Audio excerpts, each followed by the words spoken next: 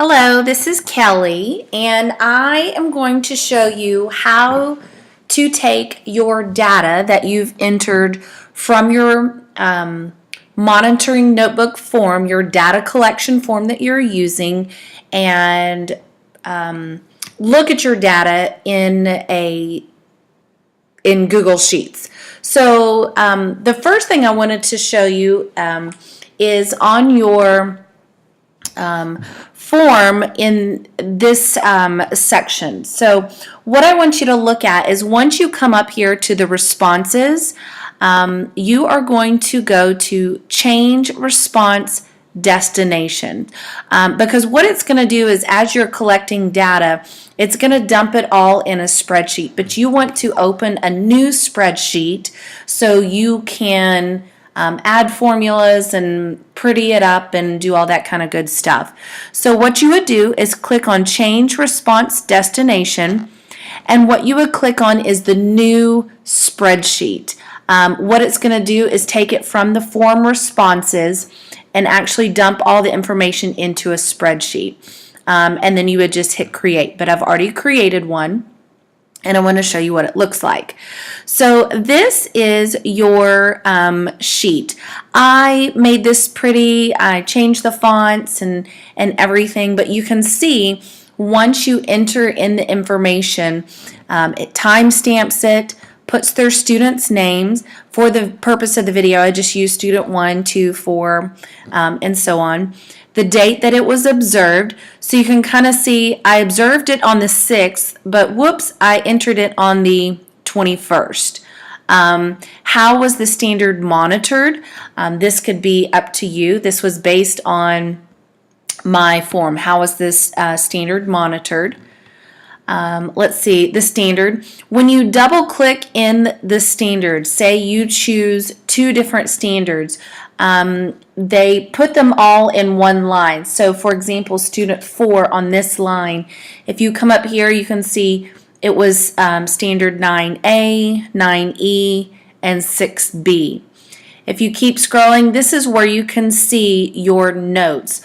What is helpful when looking at your notes is when you are in this form, in additional notes, anything that you want, just keep hitting the return and to create a new line. So that way you see it as a new line here versus one super duper duper long line. But as you can see, I have a couple of different cells. So you're looking at this and you're saying, oh, okay, here are my students' names. Well, okay, I'm going to have to sort, and I can sort here through student name. So I've grouped them. But what I found, which would be easier, is to have all of this information. Each child has their own tab. And so I thought surely there's got to be a better way to do that. Well, there is. Thanks to YouTube, I figured it out.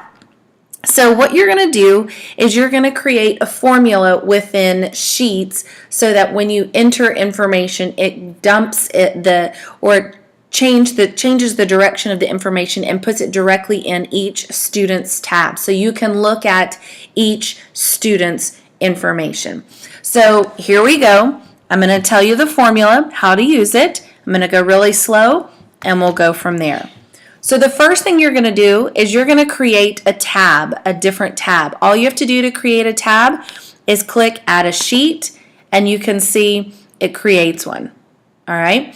So I'm just going to delete this one just to show you. Yes. So student 1. Okay, so I'm going to click on this one square right below the FX, and that's going to highlight the whole page. What I'm going to do is I'm going to click in here. This is the formula bar. All formulas start with equals, and then I'm going to type in query, and I'm just going to type QU, and it automatically populates. I'm going to click on it. Then what you're going to do is you're going to go to your form responses, and what it's telling the formula, and I don't have to give all the ins and outs because I don't necessarily understand it, but I want to click the same button.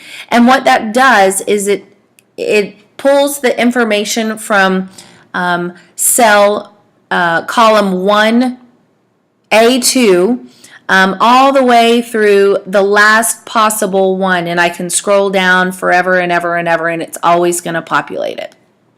All right, so I'm going to go back to my Student 1 tab. You can see my formula, and then I have to select a comma, space, quotation mark, select A for column A, column B, column C, column D, column E, column F, and column G. What that is telling it is take all the information from column A, column B, C, D, E, F, and G. Take all that information. I can come back in. You can toggle back and forth. Okay, so I'm going to go here. I'm going to delete that quotation mark. Okay, G space where space B equals, let's see, an apostrophe, and then put the student name, apostrophe, space, quotation mark, and end your formula. So when I hit enter, it's going to take all the information from this first page, Student 1, and put them right here on Student 2. So I'm going to show you, once you get that formula down, I'm going to show you how easy it is to duplicate it on each sheet. So I'm going to go to Student, I'm going to come back here, click on this, love, copy and paste, Command C, go here, click on that right there, Command V. Now all I need to do is click in here, and I'm going to change the student name, and it pulls it in there. Go to Student 3, it's already still there, Command V. This is Student 3. There's their information.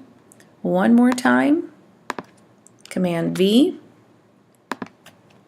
Oops. Change this, Student 4, and there you have it.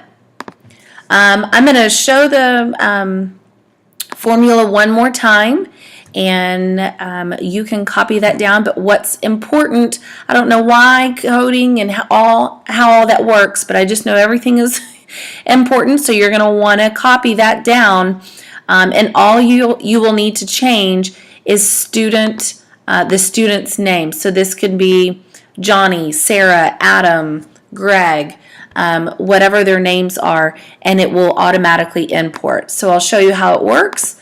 So we're just going to come up, we're going to choose Student 4, we're going to click Today. It was a must do, we'll just say it was Standard 4, great understanding, great job, and hit Submit. Okay, so I'm going to come over here, and that was Student 4 right there, and it automatically populated it right there.